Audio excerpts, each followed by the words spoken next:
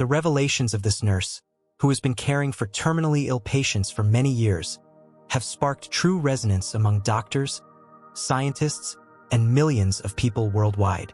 No one would have imagined that a regular hospice worker would become a living witness to incredible events that challenge modern concepts of science and medicine. She stated the following: "My parents were probably atheists because they never spoke about religion. I didn't believe in heaven or hell. I wasn't afraid of hell, but the fear of death was intense. Just the idea of dying terrified me. However, by observing the hospice patients, I began to realize that they truly see what they describe. That's how I started believing in life after death. It happened literally within the first 6 months of my work there." Penny Smith, a highly experienced hospice nurse in Washington, shared this during an interview. For over 20 years, Penny has worked in various roles within a hospice. She is now retired but continues working part-time to help improve patient care and train other nurses. Death scares the vast majority of people, but those who work in palliative care see that it's not as frightening as commonly believed. However, the topic remains taboo, which only increases fear. We don't talk about it, we don't understand it, and therefore we're afraid. Fear of the unknown is at the root of many misunderstandings. This story happened to Penny herself. She was already working in her profession after completing her nursing studies, but was not yet part of a hospice. An ordinary hospital, with its frenetic daily pace, has no time for a calm observation of patients. In a large clinic, a patient's death becomes nothing more than a line in the department's daily statistics. During that time, Penny lost her father. The night after the funeral, she had a dream in which she saw him. He seemed to be made of warm, orange light and told her he felt fine, so there was no reason for such deep sorrow. It was the first confirmation that something exists beyond life. When she shared her vision with her family, her brother, who rejected the idea of an afterlife, didn't believe her. However, her mother and sister were perplexed. They needed time to be sure that Penny was telling the truth.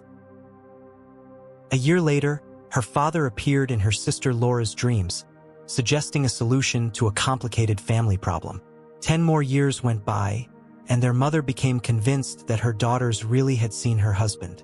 Now, the man is present in her nightly dreams and acts as her personal guardian angel during the day, warning her of any dangers. The brother never experienced anything like that. Perhaps to go through such events, one must be more open to perceiving them. If someone does not believe in it, they might not experience it at all.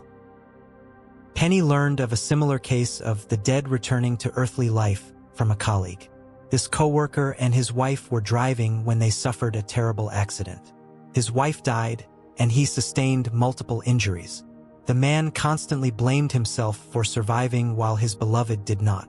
But one day, she appeared to him in a dream and said, "I've come to say goodbye. You have nothing to reproach yourself for. I'll be waiting for you in a better world. I'll come back for you, but not now." The rest of the cases described in the book took place in the hospice. They are so moving that I couldn't help including them in this video. In one of the rooms, a man lay dying from cirrhosis of the liver. He was unconscious almost the entire time, and when he did come to, he reacted inappropriately to his surroundings. The only thing that comforted him was his tiny dog, which was always with him on the bed. In the adjoining room lay an elderly woman with amyotrophic lateral sclerosis. She had decided to voluntarily stop eating and drinking to end her life. She had been in hospice care for a long time and knew about the local tradition. After a patient's death, the doctors and relatives of the deceased would drink non-alcoholic champagne and share kind words about the individual. She wanted a similar celebration before her own death, so she could hear in life what no deceased person ever gets to appreciate. Since she had no living relatives, she invited all the hospice staff to her farewell banquet. All the night shift workers gathered around her bed, each one with a glass in hand, and shared something nice about her. When the last person finished speaking, the woman died. It was an unusual, almost magical moment, because it's rare for someone to say, "I'm going to die," and then actually die right away. Meanwhile, in the cirrhosis patient's room, his daughter was present.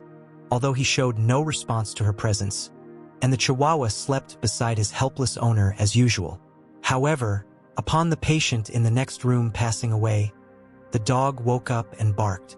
The man opened his eyes, sat up, and, to his daughter's surprise, looked at the open door and said clearly, "Who are you? I've never seen you before." He seemed to listen to a response, then lay back down and slipped again into unconsciousness. The daughter insisted no one was there, but the staff believed that the spirit of the recently deceased woman had stopped by to bid farewell to her neighbor. People frequently make strange gestures before they die, and this is associated with near-death visions when relatives, friends, or even pets from the other world appear to the dying person. Generally, this starts a couple of weeks before death, and patients often describe what they see during those visits. They stretch out their arms toward whoever they perceive, even though healthy individuals don't see anything. Penny is convinced that when patients reach toward the ceiling, they are reaching for their loved ones who visit them at the end of their life. This phenomenon is well known and goes beyond mere convulsive movements. However, staff members often observe other recognizable gestures. Some seem to be smoking, knitting, fishing, or washing clothes. According to the nurses, at such moments, patients mentally revisit the activities they used to enjoy. But in the final hours, when they start absent-mindedly fidgeting with their clothing or skin, it no longer appears to be a familiar act. Penny Smith has a very striking theory about this. She believes that, in those moments, the dying are trying to shed their skin like a snake and prepare themselves for what will happen after this life. It is, of course, a controversial guess, but it is based on her many years of experience caring for dying patients. Penny tells a very interesting story. John was in the room right next to the nurse's station. His wife, Ingrid, had died a year earlier, and now his time had come. One morning, there were screams coming from his room. When the nurse entered, she saw John staring at an empty corner, tears streaming down his face, exclaiming, "Ingrid! Ingrid is here. My wife is with me. I know she'll come for me soon. She'll definitely come, but not today.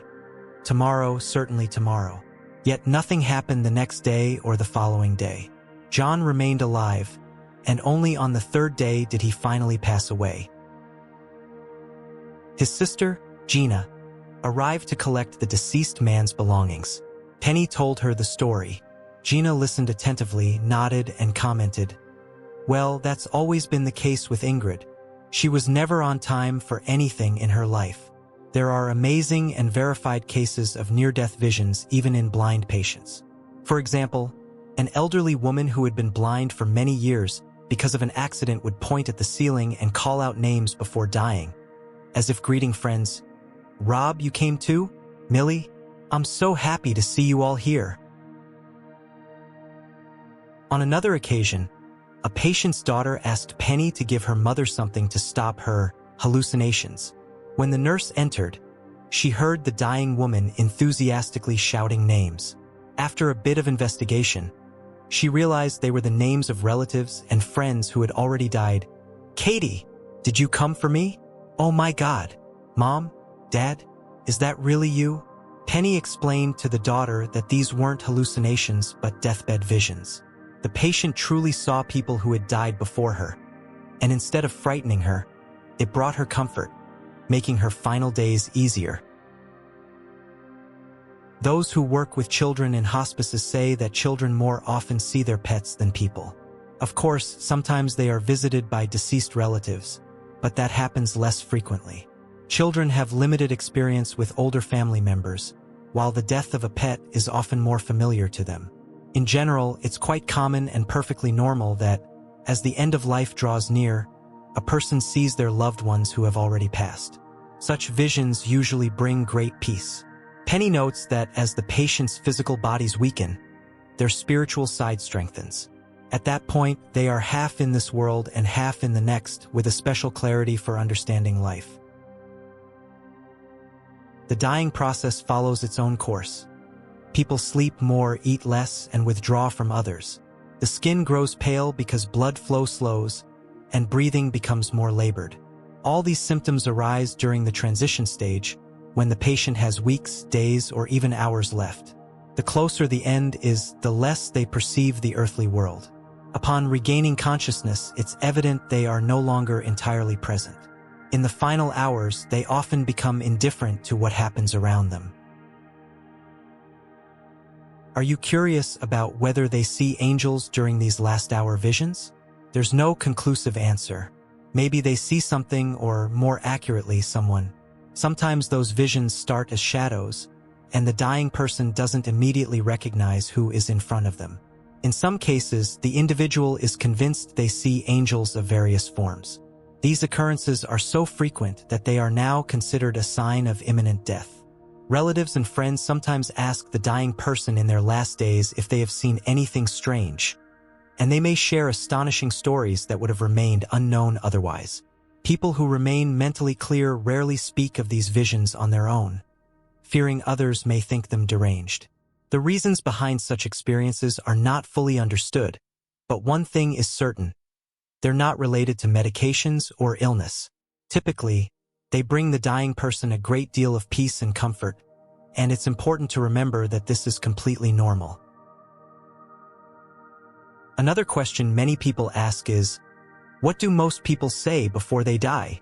According to Penny, they say nothing. Although the movies make us believe there is some kind of final revelation, with the dying person uttering important last words before closing their eyes forever, in reality, most people die in their sleep. Often, you don't even realize those were their last words until death becomes imminent, at which point you look back and recall what you heard. Sometimes, someone does say something memorable before dying, such as a patient who told the nurse he was ready to hang up the phone forever, right before taking his last breath. But these are very rare cases. So, if you're hoping your dying loved one will say some profound statement that changes your life, it's most likely not going to happen. On one occasion, an elderly hospice patient had a daughter who was a nun and visited her mother frequently. One Sunday evening, the nun came out of the room and told Penny, "She's gone. Don't rush. Her body is still here, but her spirit has already departed. You can see it if you look at her eyes." The nurse went in and noticed a completely vacant, glassy stare. Sometimes the soul can leave the body before it physically dies. Brandon was under 20 years old and close to dying. His father had died before he was born. Lorraine, his mother, had raised him on her own and had long known her son wouldn't live very long. But now that death was so near, she was truly terrified. Penny could see all the signs that the end was approaching and urged Lorraine to let her son go, telling him how much she loved him. Brandon happily listened to his mother's words, took a deep breath, and died. It was a relief for everyone. This extraordinary woman has compiled all these accounts over the years to share them with readers and followers. Penny Smith doesn't fit the idealized image at all of a caring lady who has dedicated her entire life to serving others. She never imagined she would become a nurse. She was born in 1958 and had a turbulent youth. There was alcohol, an early pregnancy, abandoning her newborn son, and even prison. It was only at age 40 that she decided to pursue a nursing career, because after her divorce she was left with children, no profession, and no financial means. After earning her certification, Penny started working in a regular clinic. A year and a half later, she saw a recruitment ad for a new hospice. As soon as she began working there, she realized very surprising things were happening and started writing down her patients' stories. Those notes became the basis for her future book. Additionally, she set up her social media channels during the 2020 pandemic, when she had to remain at home. Penny believes her mission is to tell people the raw truth about death and dying. She speaks openly about daily life in her department to dispel misconceptions regarding the work of medical professionals. She clarifies that hospice workers do not turn your relatives into addicts by injecting them with painkillers, nor do they try to hasten death to make space for the next patient. The staff strives to make the final months or days of the dying person more bearable, ensuring their time in the ward is as pleasant as possible and easing their transition to the other side. That is why Penny is extremely sincere in her books and videos. She wants people to trust her. We see numerous indications of how, at the moment of death, a person's soul seems to be reborn into a higher being. It's time to believe in that and stop fearing death, because essentially it's merely the crossing of a boundary between our world and the hereafter. It's important to talk about death and dying without fear, since it's inevitable. We'll all face it personally someday. Write in the comments what you think about all this, how you feel about Penny Smith, and whether you believe her. Dear friends, if you liked my video, please give it a like. Also, I recommend you watch my other video, for instance, about another hospice nurse, Julie McFadden, who shares truly incredible things that happened to her patients. Thank you for watching, and see you soon.